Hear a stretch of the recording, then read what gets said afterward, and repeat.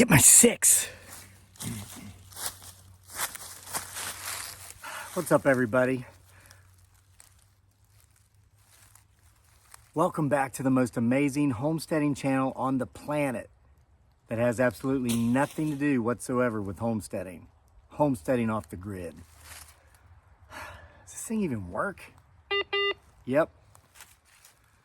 So I'm out here again, relentlessly looking for the lost manuscript of Utopia Shattered. I've dug holes all over my fields, in my trails, so now I'm out here in the actual woods thinking... That was the metal from a chair here. I'm thinking I might have put it in the woods because I haven't found it anywhere else, but clearly I'm not finding it out here either. So, let's sit here and talk for just a second. Let me readjust this, talk about something, hopefully make some sense to you. Might save you a trip to the hospital here over the next 4 years. Seriously, I'm not exaggerating. This is some crazy stuff. So, I really want to find this manuscript of Utopia Shattered. Listen, it's not just the one story. That's the best story, Utopia Shattered. Sorry. And there are others. It's a collection, really, with Utopia Shattered being the main piece of work. But there's several. There's several others. There's stories about serial killers and just it's great stuff. I hope I can find it. I think it's the best thing I've ever written. Yes, even better than the Lunatic. Buried it, if you've not been following along, wrapped it up. I'm hoping I put the pillowcase, I'll put the manuscript inside of a trash bag to keep it waterproof in case it's rained. I wrote this thing and buried it years ago. But there's a metal paper clip that I'm hoping to be able to find with the metal detector. So that's why I'm out here just metal detecting everywhere. But I want to talk about some recent events because this is how I see it. And I think most of you who follow this channel will also see it this way. That's one of the reasons you follow me on social media. Somehow we've managed to find about 1.5 million of you who kind of think like us, who at least kind of get it. And at least as we see it, that's why you're here. So let's talk about the recent election. And no, I pride myself on not being political because I'm not. I, honest to the God of your choosing, don't care. And this is more proof of that. So yesterday, as of this recording, me and my wife, Giggly Girl, and our son Daniel, went out for a family walk. It was a beautiful day. It's November as of this recording, and it's actually too hot. It's like 80 degrees. It's really warm this year. So we're out for our walk, and we're walking down this beautiful country road that goes beside a stream, and we pass a house that had all these Trump signs in the yard, you know, Trump, Vance, Make America Great Again, blah, blah, blah, all this stuff. So my son looks over at me and he goes, okay, so Trump won the election last night. He says, over the next 4 years, is that going to affect us as far as like, you know, any sort of like, he's 13, which he's not a little baby anymore. They're still children in most ways, but he's got more of an advanced way of thinking about real life and things that matter more so than his peers because we don't send him to public schools. He is homeschooled. He's spent the first half of his life in another country, in the Philippines, in a different culture. So he's been able to come into this one and kind of look around and thinking for himself, thinking, really? That's what you guys think are important? Or really, that's what you guys think is like such a big deal? Because he remembers what it's like when, man, if you could eat 3 times a day, that was a huge deal.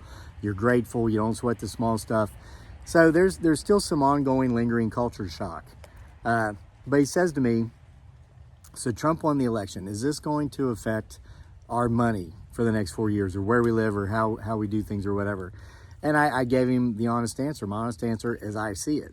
I says, well, it will if we allow it to, but it won't if we don't. He says, yeah, that's pretty much what I figured. Then he takes off running to the creek. He goes, look, I think I see a trout. We went over and sure enough, we saw a trout. So we continue our walk. And then my wife and I were talking this morning. We went for a walk. He didn't join us this morning. So it was me and her, and we were having some wonderful, you know, mom and dad time, husband and wife time. And we were talking about somebody that we know. I'm not going to call this person a friend because they're truly not.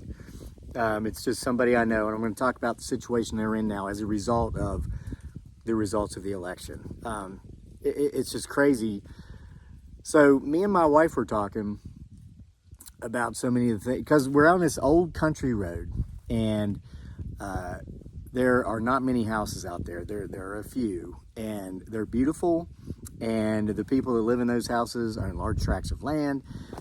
Okay, but there's a subdivision further up this road, and this road actually doesn't serve as the main road to that subdivision, but it can be used as a shortcut half the time if you're coming from a certain direction.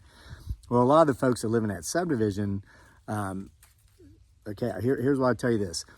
Anytime we're out there on that road walking, or if I'm out there jogging or mountain biking or whatever, and I don't use this term in a derogatory way. I use this term so you'll understand the demographic I'm talking about. A lot of yuppies live in that subdivision, right? Young, urban, professional people.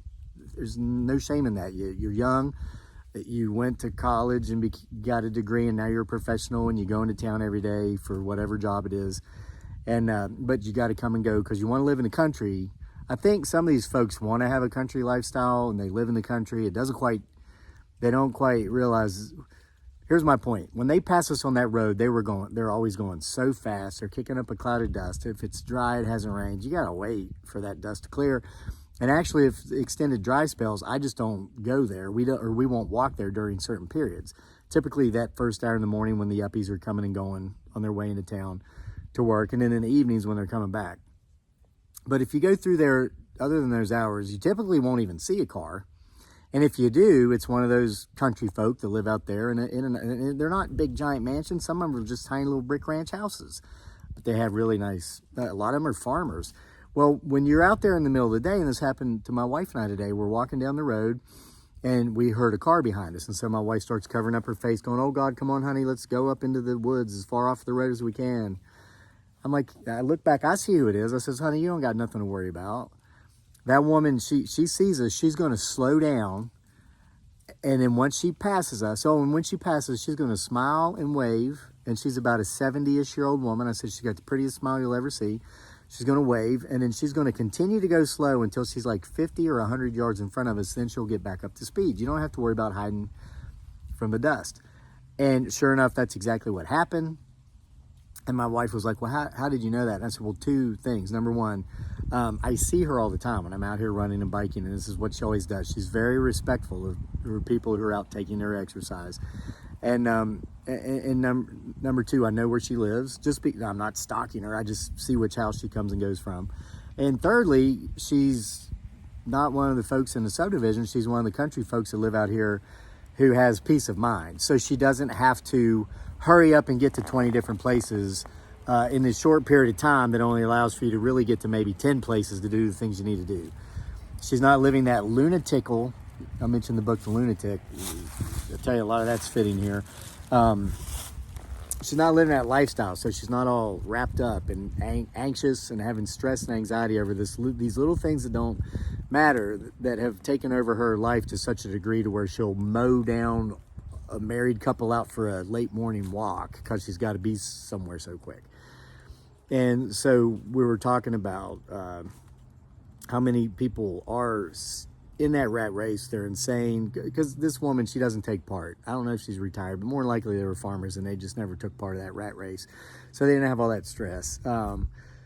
It's a different kind of stress. You got to pray for rain. You got to, get out there and do the work.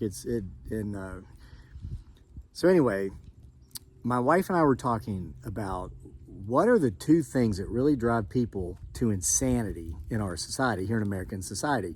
Because this is really one of the neatest things about being in a bicultural relationship, bicultural marriage, and having a bicultural family, is that we take the parts of both cultures that we really admire and enjoy, and we keep those. And the parts that we think are ludicrous and insane, we throw them out, we don't use them.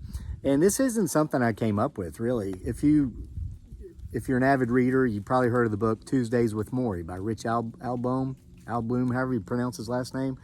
That's what his dying college professor, that's the best advice he gives him towards the end of the book. It's like, listen, go along to get along within the culture, because that's just too easy.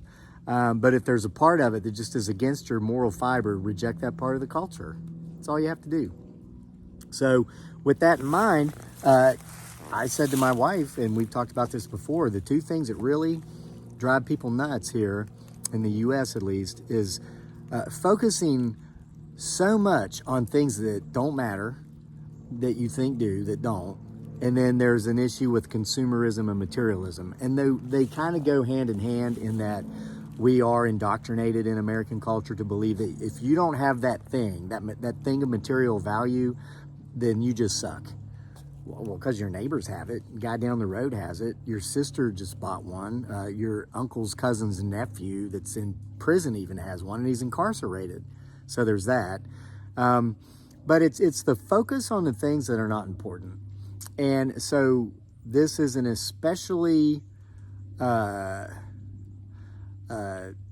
active topic, or it's a current topic, because we just had a presidential election, and Donald J. Trump, who was the 45th president, is now going to be the 47th president in January.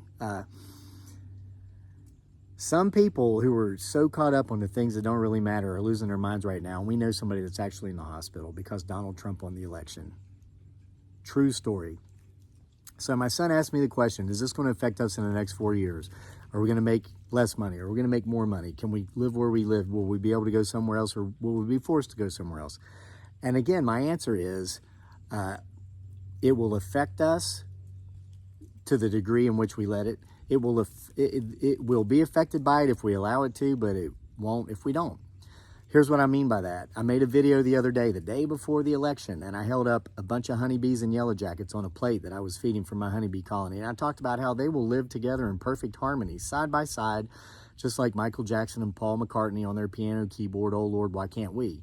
Well, the reason we don't is because somebody comes along and shakes that plate, upsets those wasps and bees, and it's their natural instinct to defend themselves when they've been startled, and they look around and they will attack the ones that don't look like them. Yeah, you're picking up what I'm laying down. The problem is not your neighbors who might not think exactly the way you do. The problem is the system that shakes the plate, that pits you off against each other. And this is the part so many people, they just don't get, because you can't see it. I mean, they're hiding behind the curtain, like in The Wizard of Oz. And they're not even elected officials. Most of them are these big money families, men, women, who just want their best interests protected, and they manipulate the system. And if you think voting one way or another is going to ever change that or get you out of it, you're probably, well, you just don't understand how things go.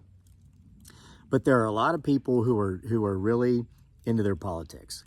There are a lot of people who are into their sports. There are people who, and there are nutcases out there in regards to anything. And listen, they're nutcases not because of the politics or the sports. They're nutcases because they're nutcases. They're toxic. They're emotionally unintelligent, and they just don't get along well with others, unless others think exactly like them, until they get to the point where the other doesn't think exactly like them in a certain way, and then of course they won't get along with them either. I'm going to use some examples here. When I was in college, one of my best friends, a guy that I ran cross country with, I'd been friends with this guy for a number of years. He was a diehard Pittsburgh Steelers fan when it came to NFL football. I was a diehard Dallas Cowboys fan, and that was in the late 90s. Dallas Cowboys had that dynasty going on, and no, I wasn't on the bandwagon. I'd liked them since the 70s. I had an older cousin that liked the Cowboys, and I thought that guy was God, and so that's why I liked the Cowboys. That's why everybody has their own reason. A lot of times it's because it's the closest NFL team to you, which in my case would be the Washington almost said it, Commanders. Never liked them because they were mortal enemies of the Cowboys. But anyway, I think next to last year in college, the Cowboys and the Steelers played each other in the Super Bowl. Well, we watched it at my buddy's house, who was the diehard Steelers fan. Half the kids there wanted the Steelers to win. The other half wanted the Cowboys to win. Well, the Cowboys won. And the guy that was hosting the party, a guy I'd been friends with for years, ran cross country together, he kicked those of us who were there to support the Cowboys out of his house. It was a mobile home. It was a trailer. We went to college in West Virginia, a tiny little state college. And he kicked us out, and he never spoke to us again. And that would have been, when's the Super Bowl? February? We went for the remainder of that spring semester, and the following year, we had one more year together before we all graduated and went our separate ways. That guy never spoke to any of us again. And that hurt. That was painful because at the time I was like 21, 22 years old. I didn't really understand the concept of emotional intelligence. Uh, and, and I grew up in a very toxic environment. There was a lot of abuse, physical, mental, emotional. So toxicity was normal to me. Dysfunction was normal to me. Being mentally ill was normal to me, or being around people who are mentally ill and who aren't getting treatment was normal to me. So it didn't seem in any way out of place or odd or strange for this person who would unfriend in real life. This is before social media, who in real life unfriended like a dozen of who I would have thought, or anybody would have thought, was his closest friends, simply because we rooted for a different sports team who happened to beat the sports team that he was rooting for. The outcome of that football game was more important to that guy than his 12 friends. Some boys, some girls, some he was on the same team with, others he knew from class or just socially. Well, now, as a 50-year-old grown-ass man who, throughout the years, has gotten therapy for himself when he's needed it, who has come to understand a lot more about life and about people and about how things either work well together or don't, I can look back and say, wow, the only disappointment with that scenario is that I spent about 3 years spending time with somebody I probably shouldn't have never spent time with. Now, I know we're a lot less picky of our friends when we're younger. It takes situations like this before we kind of come into possession of the knowledge that, listen, some people are toxic. And the sooner you can identify them, the better, because, as long as you're getting away from them or limiting your time with them, the sooner the better. And we can see the same thing with politics, and we're seeing it now. We've seen it since forever. We're gonna see it a lot now that Trump has won re-election. It's interesting because these people like this, they're out there everywhere. And my wife and I were talking about this the other day. We know people who, in the last 8 or 12 years, have spoken to us regularly as if they're our best friends for 4 years, until there's been a swing and a different political party takes over the offices of DC. There are people that we know who maybe for some whatever reason felt that maybe we were of the opposite views of them politically. A lot of it, that'll happen to us because we just don't talk about politics. And when people ask us what we think about it, we tell them we don't care because we don't. And a lot of people who are toxically consumed with politics will go ahead and assume that, oh, they must think differently than me. That's why they don't want to tell me, because they don't want to have a debate. They don't want to argue because they know I'm right and they're wrong. And they just... So for 4 years, when the opposite party's in power, these people won't talk to us. But then when it switches again, like it just did again, and it's happened both ways, with both fanatical people who would identify as ultra far-right conservatives and people who will identify as far-left communists, socialists, liberals, or whatever. They've both done it. And that's what we think is so funny about it, because number one, they're both wrong, but neither of them are right.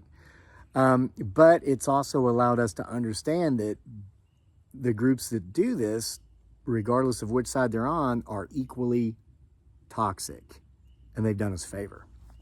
So when those folks have come back to us like 4 years later, when the other party's in power, all of a sudden we're okay to talk to again because they feel safe or whatever, because their team's in the offices in DC, we take it for what it's worth. Hey, we're cordial, we're friendly, we're polite, we're kind. We don't try to interfere with our children's relationship with their children if that's how we know these people.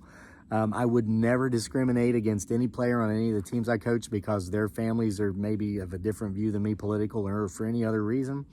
I want to win games, and I want to help young people become more knowledgeable of the sports I coach. I want to show them how to become better at what they do, work better with the team. That's the only reason I'm there. All that other crap, I don't care. Most people believe me when I say that, because most people, especially our 1.5 million followers who allow for us to live an amazing life that we live, we're able to walk up and down those dirt roads slowly in the middle of the day and not have to worry about getting anywhere fast, especially 20 different places fast. And it's because of those of you who support us, and we appreciate you. You guys get it, and that's why you come around to hear what I have to say. But so like we were talking about this, and we know there's one person and I would never mention a name. We use this guy a lot as a bad example because you know how they say not everybody's completely worthless. Some people make good bad examples. This is one of those guys. He's very emotionally unintelligent. He believes that whichever party is running the offices in DC, like greatly affects his barely middle class life to some great degree. Okay, this guy, the only reason he's middle class is because he was born in the middle class. He was fortunate enough to find a working spouse who doesn't mind to work, so he doesn't really have too much, but she does enough to allow him to remain in the middle class. But he's convinced that it's just like so many of these other people. Well, what he's doing is he's making the choice to allow that, number one, and number two, the reason he's doing that is because he's a loser and an excuse maker. That's what he is. He's not political. He's toxic, he's emotionally unintelligent, and he's an excuse-making loser. So my wife jokingly said this person's name, and then she said, well, I guess he's not going to make any money for the next 4 years because Trump's in office. So we started laughing. We were laughing at the ridiculousness of people actually believing that because, as I've said before in other videos, no, you clearly just don't understand finances and economics, and you don't understand how to create income streams. I feed my honeybees now because their honey levels are low, and so they've come to identify me as their queen. So when they're running out of food down there, I know because they'll start swarming me. And by the time I've got 2 or 3 honeybees on me, I'll go get the food and take it down to the boxes and feed them. So anyway, she's laughing. We're laughing at the idea because she says, well, I guess, that guy, that excuse-making loser, he's not going to make any money over the next 4 years because Trump's in office. So we laugh at that. And then I said, well, I guess it's a good thing that he didn't make any money in the last 4 years when Joe Biden was in office because he won't have to make any adjustments. So then we laugh our butts off about that because he hasn't done anything in the last 4 years. He's an excuse-making loser. People will use something like that as an excuse for them to not be living the life they want to live, or et cetera, but that's all it is. It's an excuse.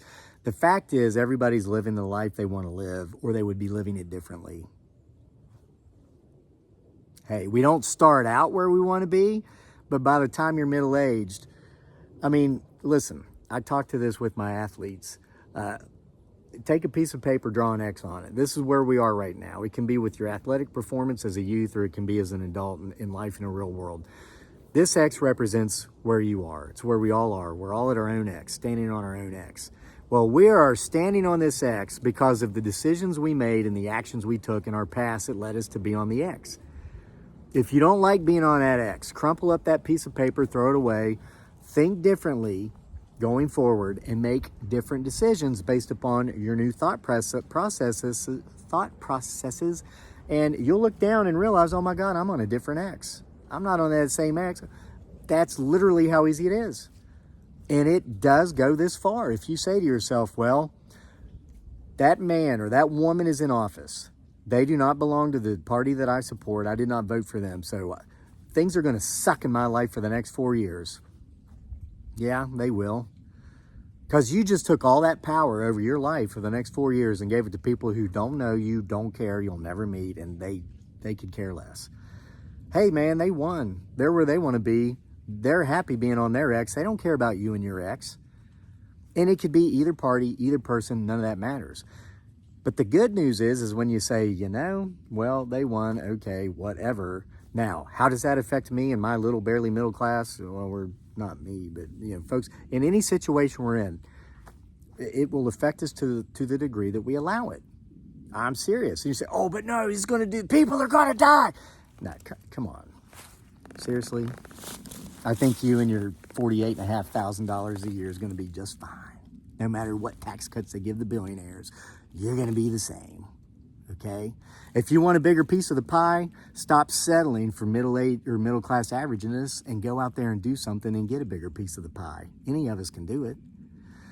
Okay? So, yeah, there's that. And I'm glad that at 13 years old, my son gets it. And I'm not raising him to go out there and to, endorse one party or the other. I am happy with the fact that he could care less about it, just like me and his mother. So we know somebody Okay, and it's just somebody else we know. He's somebody else that is perfect to use as a bad example. Okay, he's in a hospital right now because Donald Trump won the election. I am not kidding you. And you're probably thinking, what, did he go out and harm himself? Nope.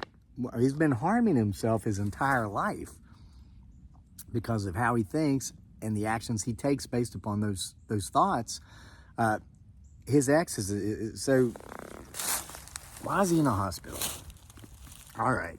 So I mentioned walking. Listen, here are the things I can control. I can control the money I make, and I do that based upon the line of work that I choose to be in.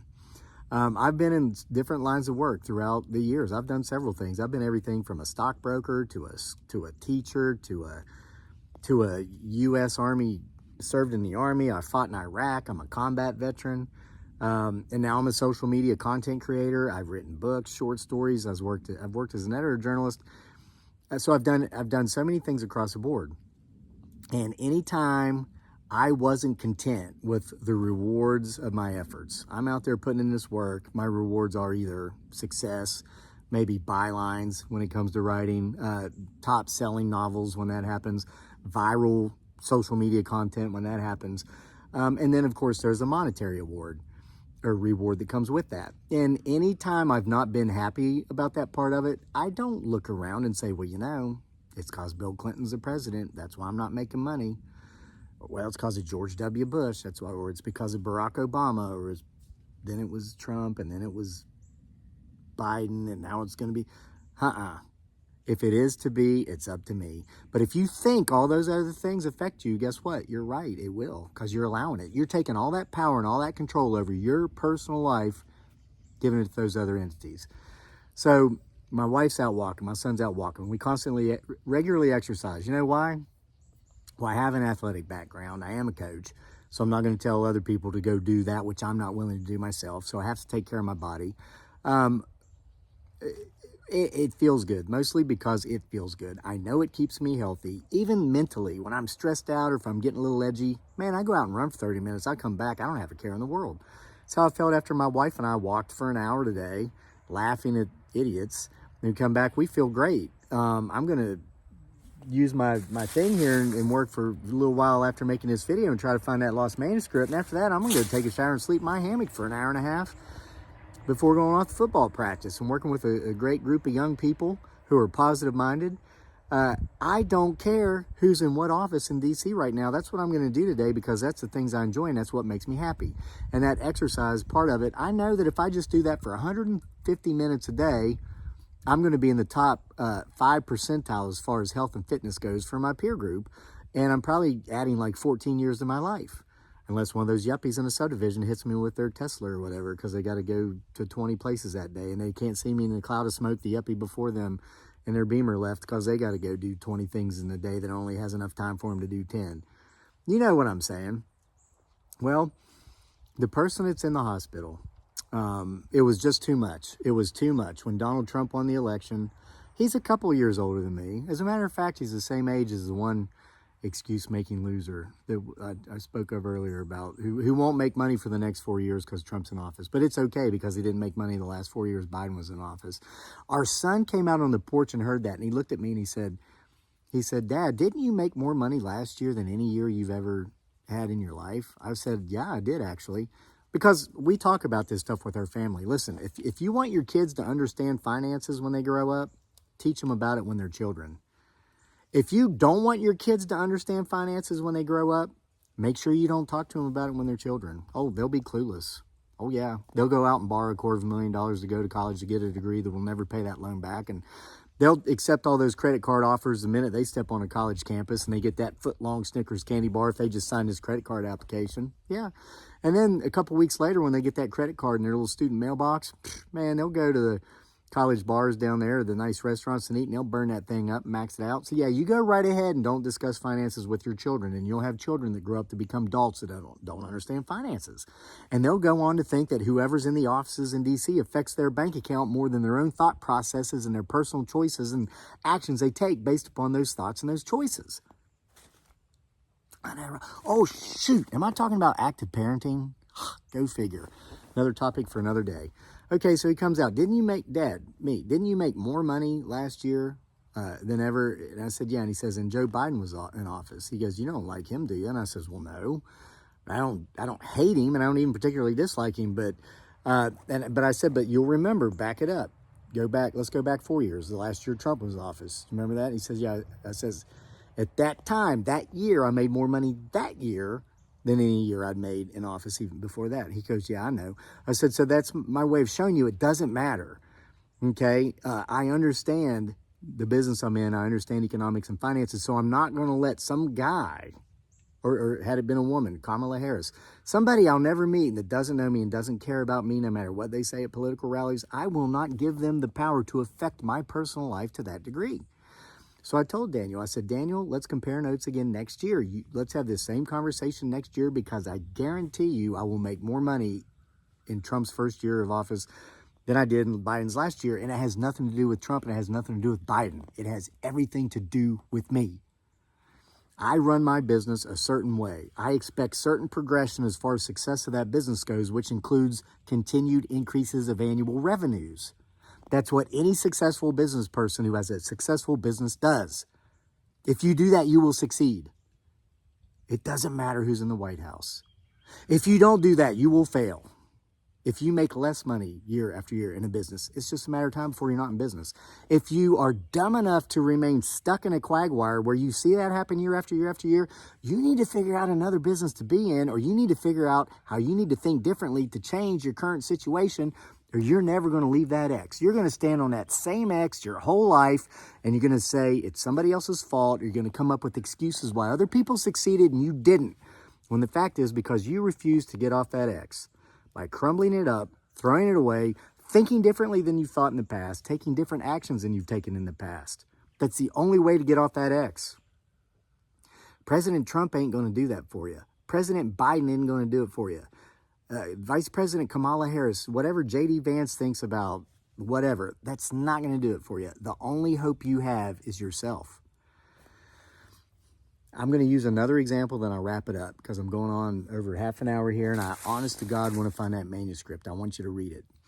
I'm going to use, and I'm not even going to say which team this was. I'm not even going to say which sport it was, okay? And mind you, I've been coaching for 30 years, okay? So I remember one season in particular. We had a team, roughly 30 kids. And we had about a dozen kids that had been playing for years, and they were really good at what they did. A bunch of the kids had played off and on. But we had about a half a dozen kids that year that had never played this sport. Now, they'd played it out at school, at recess, and had played it at home in their neighborhoods, but they'd never done it organized. So they were intimidated in the beginning of the season, especially once we got to where things got real. And again, I'm not alluding to the sport, because I don't want people out there watching saying, oh my God, I know he's talking about me, or, he's talking about our kid. And I see this every year. I see it every season. If I coach 3 sports in a year, which I typically do, football in the fall, basketball in the winter, if we stay in the U.S. for the winter, and then flag football in the spring. And I've done this forever. I was coaching kids before my kid is born.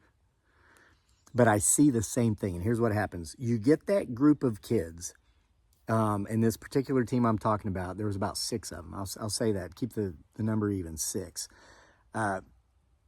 Who will stand back like this.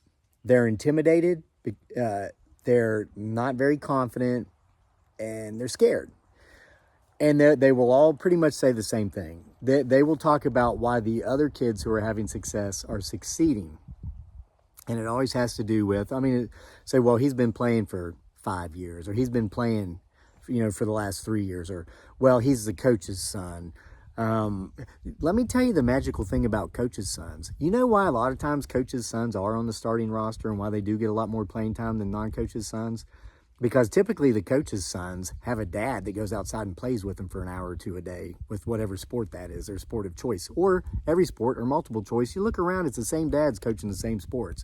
These are the kids who are active in their kids' lives, so surprise, surprise, that's why that kid's pretty damn good. It's not because, oh, my son gets to be on the starting lineup. No, it's because your kid can actually catch and throw and kick and score, or whatever task it is. If it's track, they can run, they can hurdle, because they've got somebody out there doing this with them, so it allows them to advance, okay? So there's that.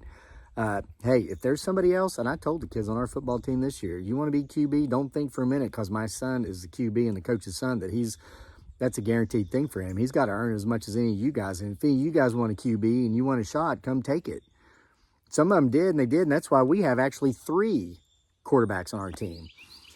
So, but these kids will stand around and say, well, he's better because of this, or his dad was in the NFL. We have kids like that around here.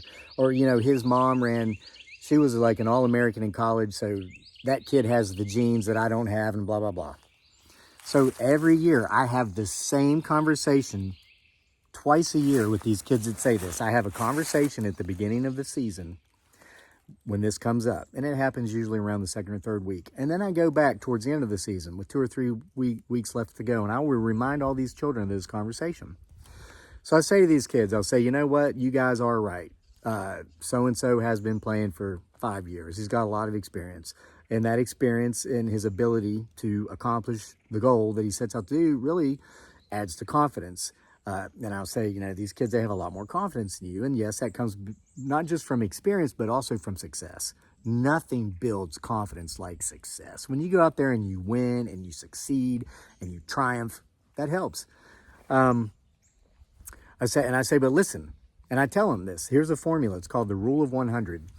If you take any activity, it could be sewing with a needle. If you take sewing with a needle and you do that 8 minutes a day, every day for a year, by the time you've finished that year, you will have done that thing for 100 hours. And by having done that thing so consistently, daily for a year, which gives you that 100, you come up with the results of the rule of 100, which states that you will be better at that thing than 95% of the human population. Yeah. Like I mentioned with me and exercising and the health and just, hey, I'm a better exerciser than 95% of society. So anyway, so I tell those kids, guess what? This kid out here that's got 3 or 4 years on you or 5 years, here's some good news. You can catch up with them this season. Well, now I've got their ear because I want to hear that. Well, how do I do that, Coach? I've never played before. So, okay, now at their age, for example, say 13, 14, when those kids aren't at practice or they're not at a game, they're not training. I mean, the core group, they are. Like my son Daniel, he puts in an hour a day, every day. He does it in the off season. He's got a routine. He does jog. He does lift weights. And me and him will get out there in the field with that football and pass for an hour a day. We'll run routes. We do whatever he wants to do. If he wants to just punt, we'll do that. But we're out there doing something. But the majority of the kids aren't. Okay, Daniel does it, and there's about 6 or 8 kids on our team that do it, our current team. And I'm just jumping to use our current team as an example to get these numbers out there for you. But that leaves 22-ish kids that aren't. So I'll tell the new kids who have never done it. I'll say, this season's 3 months long or 4 months long. Okay, so this guy has done this, say, for 3 years, right? And I'll say, but what you got to understand is when it's been the off season or when we haven't been having practice or games, that kid's not doing this. So you can literally catch up to that kid in one season, this season, and be as good as that kid and these other kids that say, oh, well, he's just so good because he's got experience or because his mom was an All-American athlete and he's got the genes. No, stop making excuses as to why you can't and start making ways as to how you can. So one of the ways as to how you can is on the days when we don't have practice, hey, instead of being in your bedroom playing video games like most of these kids are probably doing with most of their time, get outside and run. Do push-ups, do flutter kicks. You've been around long enough to know what it is, how to block, how to do all these different things that these other kids are so much better than you. Go out and do those things on the days we're not here, and by the end of the season, you'll catch up to those kids and you'll be just as good as them. I've given that spiel for 30 years. I give it at the beginning of every season. Well, how do the kids react? Well, remember, it's 6 kids starting out like this. By the end of that conversation, 3 of those kids will be like that. And then the other 3, they'll have their hands on their hips. Or maybe their hands are straight down to their sides. Well, what does that mean? The kids who have at least relaxed some say, you know what he's saying makes sense. The kids that have their arms down, in their head, they've already determined that they're going to do the work required to allow them to catch up to and be just as successful as their peers who have done the work they haven't done yet. Because listen, I am firmly convinced the only difference between people who are successful and people who are not successful is that the people who are successful are willing to do, and they do the things that people who are not successful are not willing to do and do not do. It's that simple. It has nothing to do with who's running the offices in Washington, D.C. It has nothing to do with genetics. My family of origin, I got 3 siblings. They're all obese. I've got 2 parents. They're both obese. I'm fit and healthy in the top 5 percentile fitness and health-wise. I've just been to the doctors recently. I've got the numbers. This is fact. It's not because of genetics. If I were to leave it up to genetics and not live the lifestyle I live, I'd probably would have had a heart attack by now and maybe even be dead. I know I'd be obese. Man, I'm fit as a fiddle. And it's because of my lifestyle, the actions I take based upon the choices I make, instead of giving all that control and power over to genetics. Instead of giving all that control and power with my revenue, with my income, with the work I do, to politicians. Okay? So, here we are. We got 2 weeks to go. We got our last regular season game this week coming up. We got a playoff game, finals if we win the playoffs game. Half of those kids, and I'll tell you, I'm not picking on any kid here, but so let's say every year for 30 years, the half of the kids that went from this to here because they said in their minds, I'm going to do the work required to catch up to my peers, did the work required to catch up to their peers, and they're there. I've seen kids who have never played that particular sport ever and who sucked at it in the beginning and who were scared to play because some of this stuff's physical and you can get hurt. I've seen those very kids say to themselves, you know what, I want to be good. I'm going to listen to what this coach is telling me. I'm going to do the work. And maybe I might not be just as good as some of these studs on the team, but I bet you I can catch up to them a lot closer. They go out and they do it, and by the end of that first season they've ever played, they're all stars. They become starters on offense, on defense. They'll play both sides of the ball. They succeed. They become winners. You see their confidence go up. You see them go, some of these kids, I've had seasons where I've had kids nobody wanted on the team because they weren't part of their clique. These kids have gone out and worked their butts off and has become some of the best players on the team, and they would then go on to become some of the most popular kids in their schools because, face it, folks, that's how it goes. That's how it works. They went on, they got their college degrees, and now they're out there kicking butt in the real world. They're successful doctors. I have coached people who are now working the medical field, and I know that should I ever need their services, I'm in good hands because they did the work to get to where they are. They're successful at what they do because they don't make excuses, and they don't say they're not where they want to be because the other guy had that one up in life that they didn't. Because at some point in their life, they said, like I say, and like I teach my son, and like I attempt to teach my athletes, if it is to be, it's up to me. Stop making excuses, because it's all it is. If you believe you can't make money because there's a Republican in office, guess what? You can't make money if there's a Democrat in office either, or a third-party candidate. You know why? Because the problem's not the politician. The problem is the way you think. You think like a loser. You think like a loser. And in the grand scheme of things, it's intentional, and you hope people are believing you, because listen, those of us who get it, we don't believe you. We just know you're lazy. You don't want to do the work. You'd rather play the role of the victim. You'd rather hate those who succeed and say for whatever reason they had it easier than you, and well, if they came from where you came from, or if they were raised in your family, or if their socioeconomic status were equal to yours, well, there's no way they'd be as good as they are. Why? Well, because look at me. I'm from all those places and I'm all those things and I'm not good. Yeah, you're not good because of how you think. You're not good. You know, the biggest action people that think like that take is no action. How do you think you're going to get better if you just stand around and make no efforts? How do you think you will ever get good if you watch those who are making their efforts go out there and try, and you sit back and critique them and talk about all the ways they're doing everything wrong when they're at least out there making an effort to do that which you can't even do yourself? Well, guess what? No one's going to like that guy. So there's so much that builds upon success once you start to succeed, and you won't start until you start changing the way you think if you're not thinking in a successful fashion. So the guy in the hospital, because Trump won the election, I know you're like, what's this have to do with? He's one of those guys. He was privileged enough to come from a wealthy family.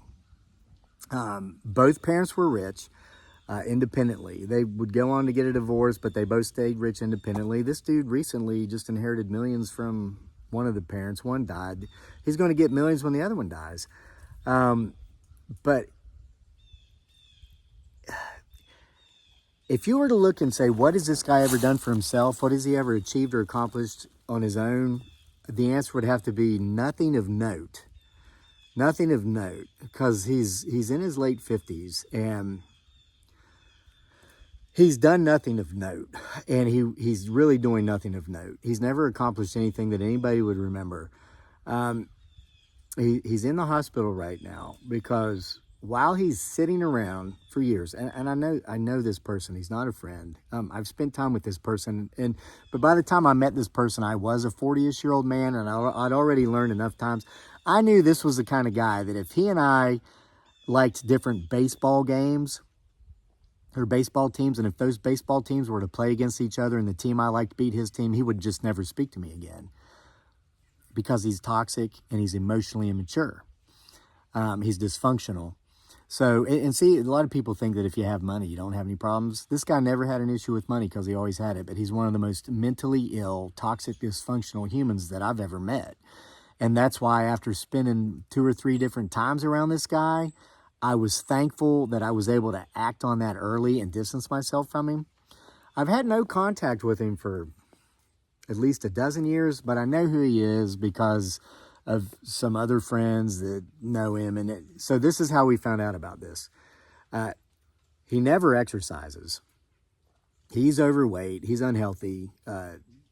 Everything's just a mess with it, like you do the blood. All the numbers come back. It's just a mess, and it's because of lifestyle. Now, of course, this guy blames genetics. I guess one of his parents was obese, so he's just genetically doomed to be obese his whole life. So he's never exercised, never been into fitness, and he's a substance abuser. He drinks daily, regularly, in excess. He is able to hold it together enough to have a job that he probably doesn't need because of his financial independence due to affluent parents. But he pretty much is miserable. He feels like crap. He's miserable. He's obsessed with politics. And he lost his crap so bad on election night that he literally, I don't know. I mean, I hope he's okay. I don't know if he had a stroke or a heart attack, but he's in the hospital because of the results of the outcome of an event that would only affect his life if he chose to let it affect his life. Like I told my son.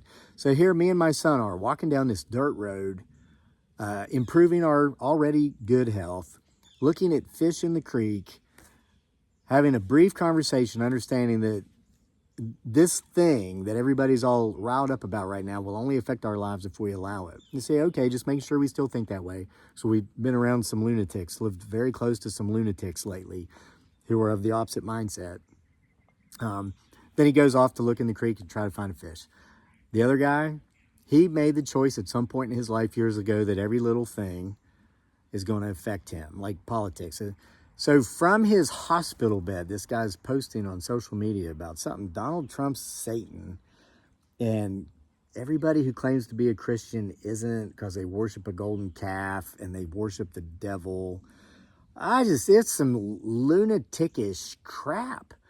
And if you were to see this, like, socioeconomically, you're like, how can someone like that? He's educated. He's an educated professional who does the bare minimum to maintain his employment. He'd probably be good at it if he didn't drink every day. But it's like he doesn't want for anything, physically or materially or financially, but it's like he's a nutcase. Man, they come from everywhere. They come from those yuppie subdivisions. They come from out in the country. We all know the story about the hay collector. There's nutcases everywhere. But most of the nutcases are insane because of what they choose to allow to control their lives. If you focus on what's truly important, your family, your health, your friends that matter because they're there to support you when you're down and when you're up, remember, you have a big success and you got some friends that are jealous or envious of that, maybe they shouldn't be as close to you as you've allowed them to be in the past. You always got to keep that radar up and keep scamming, because like I've said before, life is not what you make it. Life is what you and those you allow into your life make it. And when you can identify these people with loser mentalities, let me tell you, man, the kids that were standing around there, the kids at the beginning of seasons who are standing here like this, that make the choice to do the work to get better, that's probably the most important choice they'll make in their young lives. Because if they make the choice to stay the same, not only do they not get better in that sport, but they're choosing who to surround themselves with. They're choosing to surround themselves with people who will also come up with excuses for their failures. The lies that they hope other people believe, that after a while nobody believes. Listen, you're a loser because you want to lose. You are comfortable with taking those losses. And I'm not just talking sports, I'm talking about life. Oh, you wish you had a nicer car? You wish you could fix the car you have when it breaks, but you're broke so you can't? If you really wanted those things, you'd go out there and you would do what is required to get those things.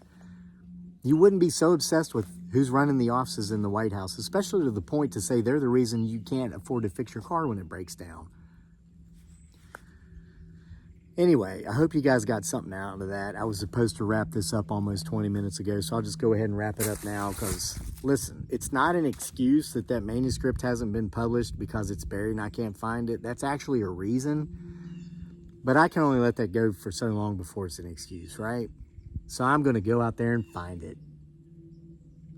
And I want to thank all of you for being here to support us on the most awesomest homesteading channel on the planet that has nothing whatsoever to do with homesteading off the grid.